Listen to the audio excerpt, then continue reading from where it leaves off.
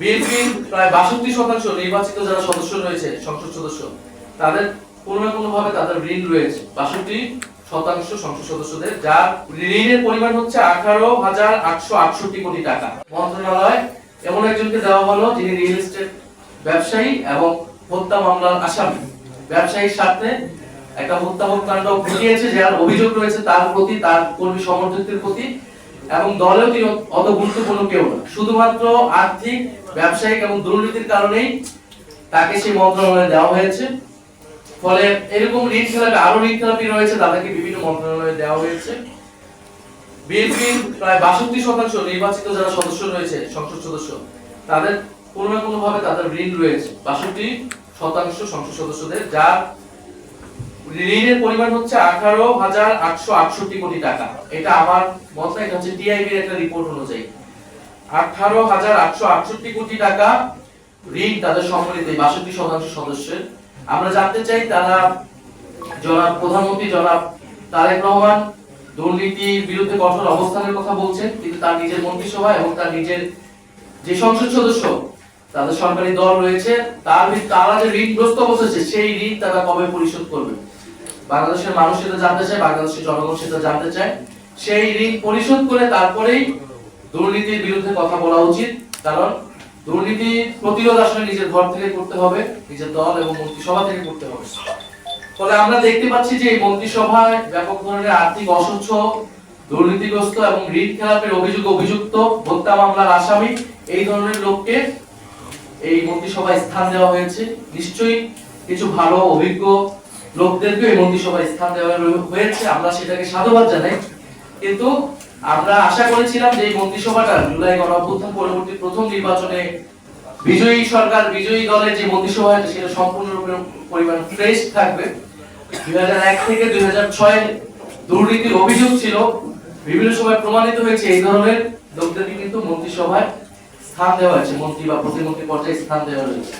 ফলে এটা আমাদের আসলে জন আকাঙ্ক্ষার সাথে যাচ্ছে না, পরিবর্তন বা সংস্কার আকাঙ্ক্ষার সাথে এই মন্ত্রিসভা যাচ্ছে না, এবং এই মন্ত্রিসভা দুর্নীতি প্রতিরোধ করতে পারবে বলেও আমরা মনে করছি না। বরং এটা দুর্নীতিগ্রস্ত আমাদের যে মাফিয়া সিন্ডিকেট ভিত্তিক আমাদের যে অর্থনৈতিক ব্যবস্থা, রাজনৈতিক ব্যবস্থা ছিল বিগত আমলে, আমরা দেখেছি সেটারই ধারাবাহিকতা করবে বলে আমাদের কাছে মনে হচ্ছে। তারপরে এই মন্ত্রিসভা অন্তর্বর্তী সরকারের গুরুত্বপূর্ণ ব্যক্তিরা এই মন্ত্রিসভায় স্থান পেয়েছে। অনেকে নির্বাচিত হয়ে, অনেকে রিপ্লোকেট কোটায় তারা স্থান পেয়েছে।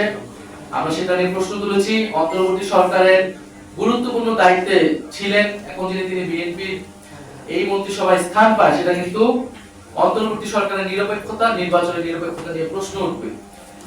আপনারা অলরেডি সেটা জেনেছেন, আমি বলেছি যে পররাষ্ট্রমন্ত্রী হিসেবে যাকে দেওয়া হলো, ডক্টর খলিলুর রহমান। এই অন্তর্বর্তী সরকারের সময় অনেক ব্যক্তিকে বিদেশ থেকে আহ্বান করে নিয়ে আসা হয়েছিল, আমরা আহ্বান জানিয়েছিলাম দেশের স্বার্থে, দেশের কাজের জন্য তাদের এক্সপার্টাইজকে আমরা ব্যবহার করতে চেয়েছি যাতে দেশ এবং সরকার উপকৃত হয়। আমরা সাধুবাদ জানিয়েছিলাম।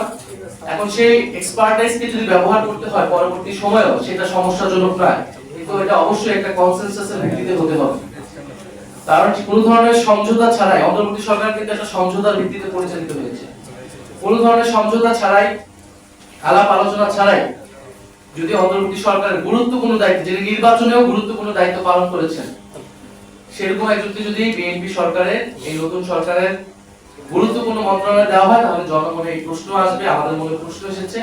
আমরা আশা করব যে এই প্রশ্নের সুরাহা প্রধানমন্ত্রী করবেন, এই মন্ত্রিসভা করবেন, এবং যার পদত্যাগ বিএনপির একসময় নিজেই চেয়েছে অন্তর্বর্তী সরকারের সময়, তখন আমরা এটা বিরোধিতা করেছিলাম।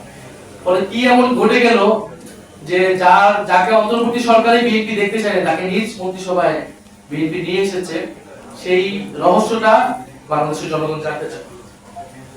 তৃতীয় গুরুত্বপূর্ণ বিষয়টি হচ্ছে যে সবচেয়ে অ্যালার্মিং, আমরা দেখতে পাচ্ছি গত 2-1 দিন ধরেই যে বাংলাদেশে ফ্যাসিস্ট আওয়ামী লীগদেরকে পুনর্বাসনের একটা প্রচেষ্টা চলমান আছে। বিভিন্ন জেলা উপজেলায় আওয়ামী লীগের কার্যালয় খুলে দেওয়া হচ্ছে, এবং মিডিয়াগুলোতেও কিছু কিছু মিডিয়া সেটাকে ব্যাপকভাবে প্রচার করছে, এমন ভাবে যেন উৎসাহ দেওয়া হচ্ছে।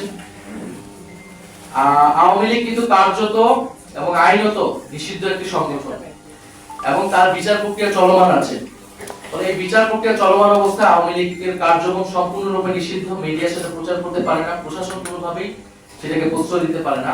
এই যে আওয়ামী লীগের কার্যালয়গুলো খোলা হচ্ছে এবং আওয়ামী লীগকে প্রশ্রয় দেওয়া হচ্ছে, আমরা মনে করি না এটা অটোমেটিক ভাবে হচ্ছে। এটা অবশ্যই এই নতুন সরকারের প্রশাসনের এবং সরকারি দলের প্রশ্রয়ে এটা হচ্ছে। তাদের কাছ থেকে গ্রিন সিগন্যাল ছাড়া আওয়ামী লীগ এটা করার সুযোগ বা সাহস পেত না। গত 1.5 বছর কিন্তু প্রশাসন অনেক জায়গায় ব্যর্থ হলেও জনগণ কিন্তু প্রতিরোধ করেছে। রাজনৈতিক ফ্যাসিবাদ বিরোধী রাজনৈতিক কর্মীরা সেটা প্রতিরোধ করেছে।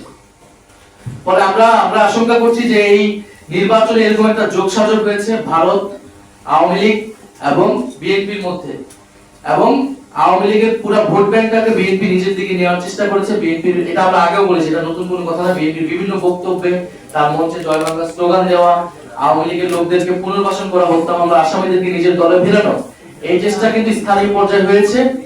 কিন্তু এইটা যদি এখন আওয়ামী লীগ সেটার বিনিময়ে, এই ভোট ব্যাংকের বিনিময়ে যদি আওয়ামী লীগের রাজনীতিকে পুনর্বাসনের চেষ্টা করা হয়, তাদের কার্যক্রমকে সুযোগ করে দেওয়া হয়, তাহলে তা কঠোরভাবে প্রতিহত করা হবে। আমরা প্রশাসনের প্রতি আহ্বান জানাবো যে 8টি বা 9টি জেলায় আওয়ামী লীগের জেলা কার্যালয়ে তারা খুলেছে, সেটা কিভাবে হয়েছে আমরা তার জবাব দিতে চাই, এবং অবিলম্বে সেটা প্রশাসনিকভাবে আইন শৃঙ্খলা বাহিনীর দায়িত্ব সেই কার্যালয় বন্ধ করা। যদি তারা ব্যর্থ হয় তাহলে আমরা কিন্তু রাজনৈতিকভাবে প্রতিরোধের ডাক দেব সারা বাংলাদেশে, এবং সেটার জন্য কিন্তু এই সরকারকেও আমরা কিন্তু কাজ করে দাঁড়াবো এই ফ্যাসিস্টদেরকে পুনর্বাসনের দায়। চতুর্থত আমরা বলতে চাই যে এই নতুন সরকার গঠনের সাথে সাথে আমরা দেখতে পাচ্ছি যে গণমাধ্যমের স্বাধীনতার উপর হস্তক্ষেপ হচ্ছে, গণমাধ্যমের কণ্ঠস্বরকে রোধ করে দেওয়ার চেষ্টা করা হচ্ছে। আপনারা অলরেডি শুনেছেন বাসসের ঘটনা, আপনারা জানেন। আপনারা এখন টিভির যে সাংবাদিকদেরকে শোকজ এবং পরবর্তীতে বরখাস্ত, সেই ঘটনা আপনারা জানেন।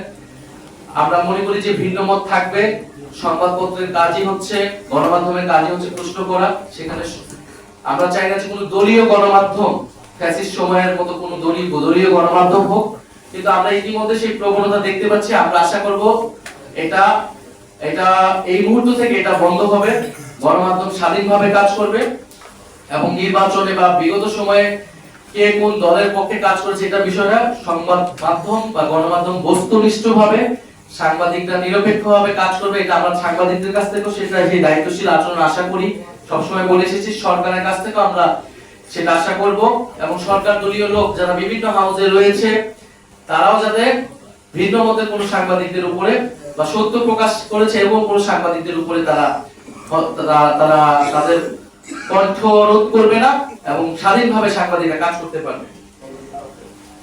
এছাড়াও আমরা দেখতে পাচ্ছি যে রমজান মাসে আমরা জানি যে রমজান মাসে বাংলাদেশের মানুষ ইবাদত বন্দেগী করে। আমরা চাই স্বস্তির ইফতার এবং সেহরিটা যাতে ঠিকমতো এই দেশের সাধারণ মানুষ, নিম্নবিত্তের মানুষ করতে পারে। এই জন্য দ্রব্যমূল্য নিয়ন্ত্রণে থাকা, সাধারণ মানুষের হাতের নাগালে থাকা অত্যন্ত গুরুত্বপূর্ণ। আমরা গতকালকে মন্ত্রিসভায় প্রধানমন্ত্রীর তরফ থেকে সে ধরনের নির্দেশনা পেয়েছি, কিন্তু গতকাল থেকে বা আজকেও আপনারা জানেন যে বাজার মূল্য কিন্তু ব্যাপক চড়া হয়েছে। মাছ, মাংস, সবজি সবকিছুর দাম উচ্চ পর্যায়ে চলে যাচ্ছে। আমরা আশা করব যে সরকার এটা দ্রুত ব্যবস্থা নেবে, যাতে কোনো ধরনের সিন্ডিকেট, অসাধু ব্যবসায়ী যাতে এবারে এই রমজানকে কেন্দ্র করে দ্রব্যমূল্য বৃদ্ধি করতে না পারে, সাধারণ মানুষের হাতের নাগালেই থাকে। এখন এই ধরনের একটি ঋণগ্রস্ত বা দুর্নীতিপরায়ণ মন্ত্রিসভা দিয়ে এটি সম্ভব কিনা এটা আমরা নিশ্চিত নই, কিন্তু আমরা আশা করব সরকার এটাতে যাতে ব্যবস্থা নেয়, যাতে মানুষ একটু স্বস্তির সাথে এই রমজান মাসটা কাটাতে পারে।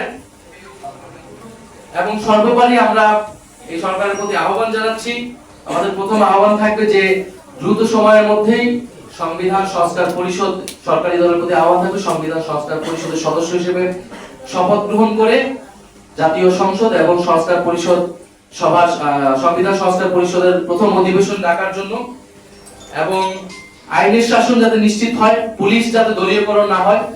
আমরা অলরেডি বিভিন্ন জায়গায় সেই ধরনের প্রবণতা দেখছি।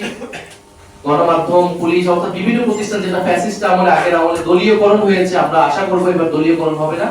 বলে পুলিশের সংস্কারের যে প্রস্তাবনাগুলো রয়েছিল, পুলিশ কমিশন সহ, সেটা যাতে দ্রুত সময়ের মধ্যে বাস্তবায়ন হয়, পুলিশের যাতে দলীয়করণ না হয়, রাস্তাঘাটে চলাফেরা যাতে নারীর নিরাপত্তা নিশ্চিত হয়, স্বরাষ্ট্র মন্ত্রী বলেছেন যাতে মব কালচার বন্ধ করবেন।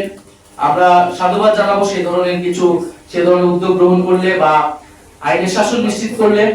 বিশেষত বিগত সময়ে আমরা মাজার ভাঙচুর দেখেছি, যারা এই ঘটনার সাথে জড়িত ছিল তাদেরকে যাতে বিচারের আওতায় আনা হয়।